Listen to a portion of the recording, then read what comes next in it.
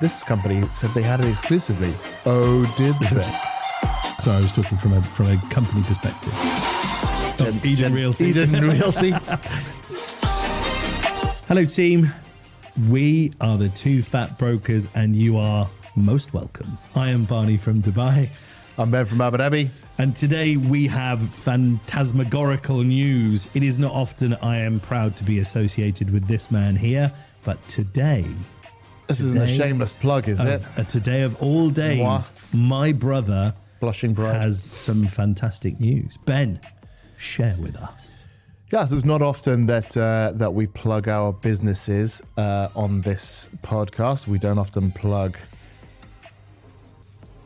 Eden Realty. Eden Realty. You forgot again. I was going to say Genesis, but that's Genocide. the garden. Genocide Realty. Yeah. Or Crompton Partners Estate Agents in Abu Dhabi. But we just won a master brokerage on a new project in Abu Dhabi. I don't know when this podcast is going out, so it might have launched already. Hopefully it's sold out, but we have a master brokerage, and so we thought it'd be kind of an interesting podcast to do about how these sorts of things work in the UAE, how brokers deal with them, how they reflect on buyers as well.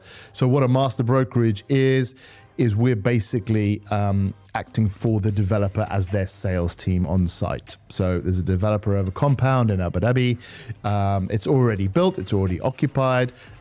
They don't have their own sales team, so they've employed us to help them sell it, not on an exclusive basis, but we will also work with external brokers to Not sell on an it exclusive fast. process. My pride has... No, it is on an exclusive basis. So we're the master broker. So although it's on an exclusive basis, we're not just going to be selling it ourselves. We'll open it up to the market as well, but everyone goes through us. Yeah. So I would still we're call that the exclusive.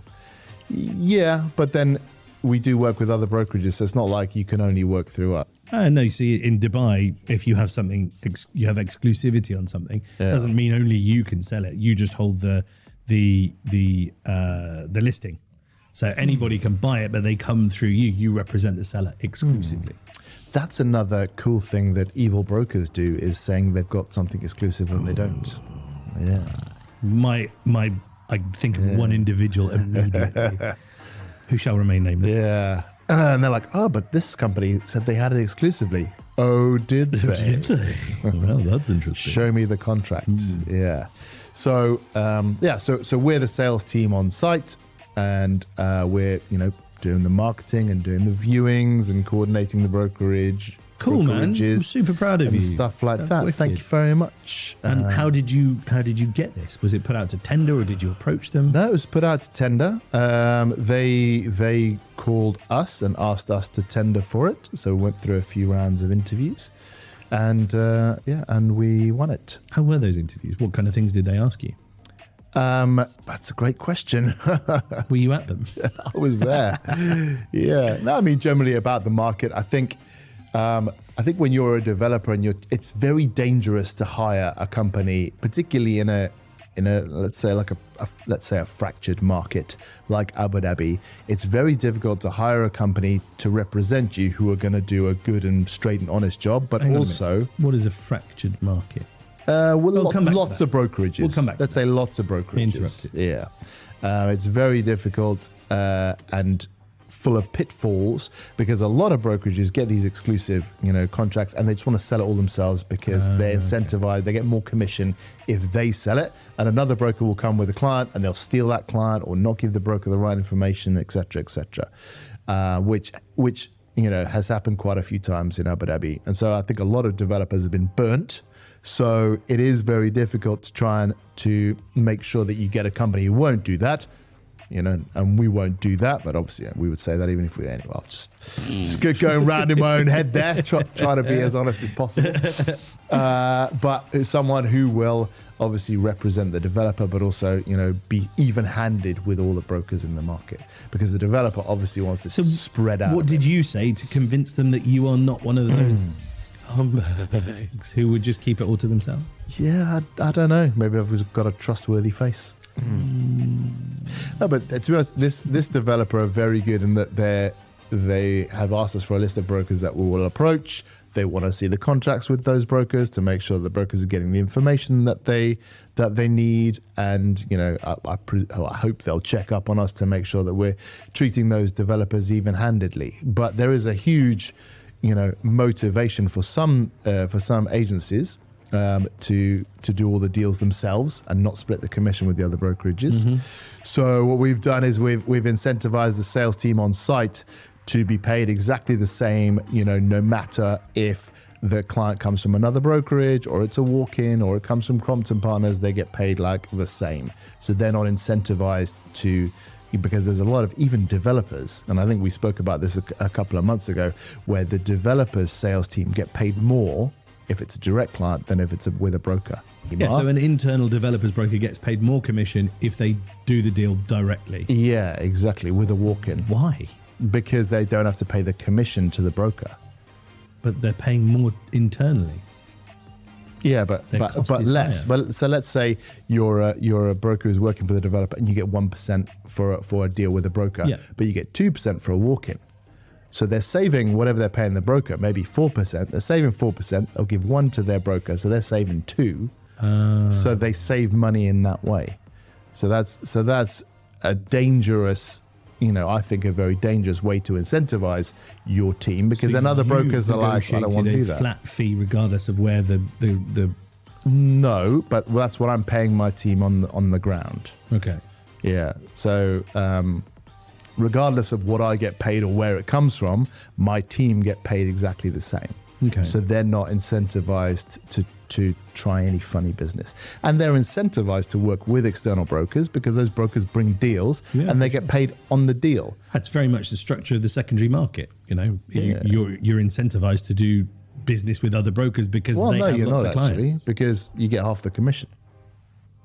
You get the commission from whoever you're representing. Right. So in Abu Dhabi, because generally only the buyer pays commission, you actually get half the commission you would if you do a split deal. Yeah, that used to be the case before people were making a load of money in real estate and sellers all of a sudden became happy to pay fees. Yeah. You used to only get commission. I think it makes more sense that the buyer and the seller both pay their respective brokers. For sure. Yeah. And if there's only one broker in the deal, maybe just one of them pays commission. Is that how it would be? Or would it in Dubai, if there's only one broker in the deal, would you get 4%? Depends on what your agreement is with the seller and the buyer. If you've got a Form A signed where the seller will pay you 2% and there's no question if you bring the buyer that you keep their fee too, then have at it. But sometimes you have a conversation and one party will say, well, you're already getting paid. I'm not paying you any more than the 2%. Any more than you're getting already. But normally you'll get paid by whichever party you represent. So if you represent both, you'll get double bubble. But legally, you're not allowed to represent both. The company can, but the broker can't. Yeah. Right? Yeah. Sorry, I was talking from a company perspective. That was a very camp wink. Was mine camp or just yours? I just followed suit. Yeah. So the incentivization for the brokers needs to be really, really thought about. Like there's a really good book called Freakonomics, and it talks about incentivization and how it adjusts behavior. And so if you misincentivize the brokers, you incentivize them to basically like let's say do all the deals themselves, then they will do that because people are motivated by gain for whatever reason. You stopped at greed there, didn't you?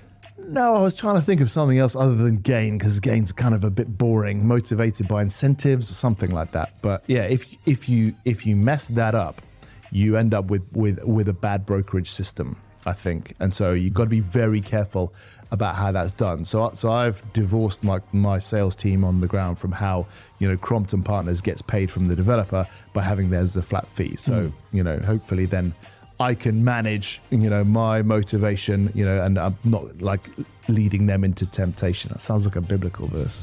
It is. Okay. That's the Lord's Prayer.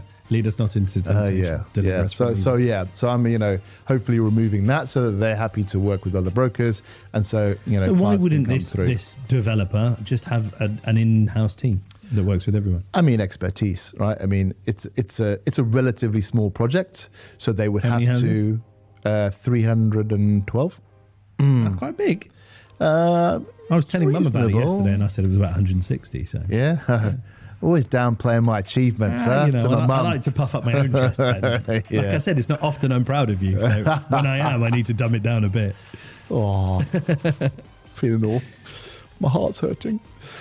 In a good way. So it's a relatively small and contained project, and so you could build up a whole sales team for it, but it would take time, and you need to get the right expertise in place and things like that. Okay. So yeah. Hopefully they're saying, okay, you know, we want someone with like a good track record in the market, who's well respected, who can, you know, galvanize these other brokers. But I think how many people did they put out to tender? I don't know. I know it came down to 2 of us at the end. I don't know how many were in the tender to begin And what with. set you apart from the other chap? I don't know. Would you not ask? Did you not ask why you got it? Yeah, but I mean, when you ask why did I get it, you're kind of like inviting praise, aren't you? Like, tell me why I'm so good. Yeah, I love that. Yeah, I'd feel uncomfortable. You feel uncomfortable with praise? This is a new thing for me. Can I say you're looking very fine today? Oh, stop it. You've gone red. Brilliant. Yeah, I told you I'm the crier. So I don't know why we got it. I hope it's, you know, because I know it's because we interviewed well. You know, the company did, and we said the right things. Going to Cambridge. I didn't mention that actually until the board presentations. We had to have a board presentation once I'd already been given the job. That I mentioned that I was Was there stunned silence? a Cambridge trained lawyer. And I don't know if I've mentioned that before. Yeah, but that really backfired on me because they started to send me all of the sales documentation to review because their lawyer was busy. So I had to like stay up late at night going over all of that and trying to seem clever with my comments, which, you know, was slightly above my my job description. Well, you haven't been a trade lawyer for 7 years? 10. Yeah, Crompton Partners Abu Dhabi's been going for 10 years. We had our 10-year. We invited you to our 10-year anniversary. Yeah, you were there. Was I there to that one? I went to one recently. That was last year. You were there. Yeah. Mum was there that too. was a good party. Yeah. Yeah, it was nice. Yeah, so we've done 10 years. Is that what that was for? I just thought it was just a knees up. Just a jolly. Yeah, so I haven't done that for a while, but I mean, you know, we review MOUs and that kind of thing all the time. So yeah, it's an exciting project and quite unusual that, as you say, that a developer will use an external sales team to do it. And I think, you know, the more projects developers do, you know, they end up building their own internal sales teams. I don't necessarily think it's a good idea to have a massive internal sales team. Damac have gone for like 1,000 brokers in the past, and I think now you say they've pared it down massively. Emar always had a very like limited broker. Yeah, Emar, they're not short of brokers because a lot of the time when you're selling off plan, a lot of, you know, I know for a while that they were shipping in Chinese people literally by the busload, and they would come to the showrooms. And you know, you'd have to have brokers on the ground there to help close the transactions. What few off-plan transactions I've done, I've always taken my client to the show office of Omniat, of Emar, of Nikhil, Damac. You take them there so that they can see the projects, and the brokers can pitch your client rather than you trying to pitch it to them, because obviously they know the ins and outs. So, you know, from that perspective, I think having people in-house, which is what you will become or are for this project, you know, the experts to be on the ground to be able to answer all of those questions is invaluable. Do you have any handle on how many people go direct to these developers and how many come through agents? You would only know that as a developer. Yeah, but developers don't, because brokers all think that all their clients go direct, right? They're like, oh, you know, all my clients are going direct to this developer, and, you know, I'm not getting my commission and stuff like that. But I've heard from one of the Abu Dhabi developers that it's only about 10% go direct and 90% through brokers. Yeah, because of the kickback. No, not necessarily. I think it is. No, it isn't. This is even before. Well, it wasn't before the kickback avalanche. I'm a buyer and I go to direct and no commission gets paid. I'm a buyer and I go to an agent who then represents me and a commission gets paid, and I get some of that sweet. That doesn't. Cynical, yes, and that's true. It isn't. We just went to How much are you guys going to pay as a kickback? 2 launches. We just went to 2 launches, and I don't think we paid a kickback to any of our clients who were even asked. And we lost a deal because someone did ask for a kickback, and you know, fair play to the guy. He said like, no, I'm not gonna give you a kickback. Good. Yeah, I mean, I do. You know, but I do. Going back, this is what I'm saying about the developers only doing 10% of their transactions directly, because it's in the buyer's interest to go and use a broker and get some sweet fees. Yeah. And I mean, I'm aware of that. So I've drafted like the for this project that we're doing, I've drafted the broker agreement. So it's like, you know, you cannot even offer a kickback. So if I see you offered a kickback, we'll withhold your commission on the deal. What happens to that commission that's been withheld? Give it to charity. I'm massively incentivized to keep that commission. That is true. I'll be scouring their WhatsApps with a fine-tooth comb. Can you scour with a fine-tooth comb? I think you can for the sake of what you've just said. Yeah. Well, mate, congratulations, man. Genuinely, like, super happy for you. Thanks. I hope it goes well. It'll be it's something that we've done before on another project, but this is like quite a unique project in that it's occupied. So it's all freehold, all leaseholds? It's all freehold. Yeah. So I could buy 1 or 10?